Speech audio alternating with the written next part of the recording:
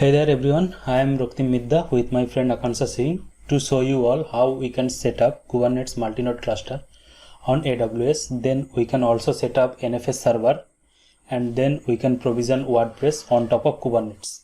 But everything we will do using Ansible automation. First I want to show on EC2 console, if you go, there are no instances running, and if you go to key pairs, you will see there are two key pair. So we're gonna use this key pair to launch our instances. If I quickly switch to Visual Studio Code and show you here, if I run pwd, you can see this is my current workspace. And if I run ansible -- version, then you will notice it's picking the local configurations file. So this is our ansible.cfg, this is our local configuration file, and this is picking that local configuration file.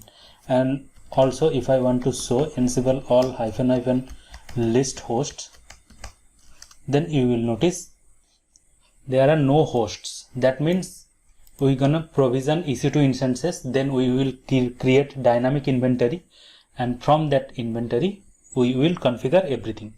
So now my friend Akansha will tell you further process. Hello everybody, Akansha Singh here. I will take you to the two files which we have created. First, credential.yml file. Secondly, the setup.yml file. What our credential.yml file consists of? It is consist of access and secret key which we'll use to log in onto our AWS account. Secondly, the setup.yml file is a playbook in which we are running the roles. Now Raktim will run Kubernetes master, slave, and Kubernetes WordPress. As you can see, we are running the setup file. Ask vault password we are using because our credential file is our vault file. We'll give password to the vault file. Firstly, we are running EC2 role, installing Boto and Boto3 library, creating security group, launching EC2 instances on AWS. You can see one instance is NFS server, which is launched. Our master instance is also launched. Further, two slave 1 and slave 2 instances are launching. Our dynamic inventories are also created with three groups, that is NFS node, EC2 master, and EC2 slave. We are checking SSH connectivity. Then our NFS node role is running. Firstly, we are creating mountable folders, then installing NFS utilities, configuring NFS server, and starting the NFS server. Next, K8s master role is running. It is creating kube ADM repository and installing Docker and kube ADM over our master node. We are installing Docker and kube ADM. Then we are starting and enabling Docker and kubelet. We are pulling images for K8s master. We are updating Docker driver. We are restarting Docker in our master node. Initializing Kubernetes cluster, the most crucial part. We can see we have successfully initialized our Kubernetes cluster. Then we are setting up kubectl in our master node and deploying funnel, are creating token. Further, we are removing caches. You can see we have also run K8s slave role in which we have created the kube ADM repository, and we are installing Docker and kube ADM in our slave node. You can see we have started and enabled Docker kubelet on. We have updated Docker drive, then we have restarted Docker, and we are now updating our IP tables. Reloading systemctl command and then joining to the master. We have successfully joined, cleaning caches. We are running kubewordpress role, copying WordPress file from our templates folder. Then we are copying the storage class file.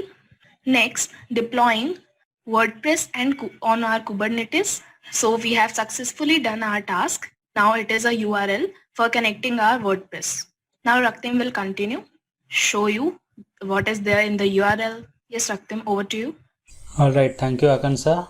And as you all can see, we have successfully run all the playbooks, and now it's giving us one URL and it's saying you can access WordPress after few seconds, because obviously to configuring WordPress and installing everything. It will take some time. So in the meantime, let me show you few things.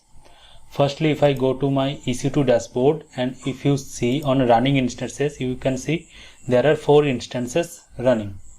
Next, if I go to my master node, and if I connect on master node quickly on root account. Now I want to show kubectl get ports, and you can see there are 2 ports running. One is MySQL and one is WordPress. And if I show you kubectl get nodes, you will notice there are total 3 nodes, and one is master node, this is our current system, and another 2 is our slave 1 and slave 2. Alright, and if I go to NFS server here, so this is running, and if I connect to my NFS server on root account,